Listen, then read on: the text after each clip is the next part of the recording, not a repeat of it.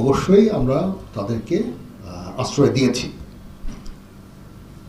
এবং তাদের বিরুদ্ধে যদি কোনো অভিযোগ থাকে, মামলা হয়, অবশ্যই তারা শাস্তির আওতায় যাবেন। কিন্তু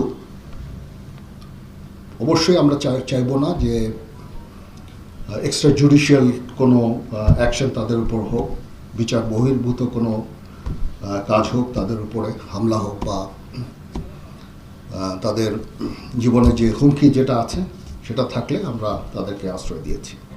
আইএসপিআর এর তথ্য বলছে ৬২৬ জন আশ্রয় নিয়েছিল সেনাবাহিনীর কাছে। এর মধ্যে আওয়ামী লীগ নেতা ২৪, বিচারক ৫ জন, ২৮ পুলিশ কর্মকর্তা, বেসামরিক প্রশাসনের ১৯ কর্মকর্তা, বিভিন্ন পদের পুলিশ সদস্য ৪৮৭ জন, সরকারি বিশ্ববিদ্যালয়ের কর্মকর্তা সহ নানা পেশার ১২ জন এবং ৫১ পরিবার। তবে তাদের বিষয়ে বিস্তারিত জানায়নি সেনাবাহিনী।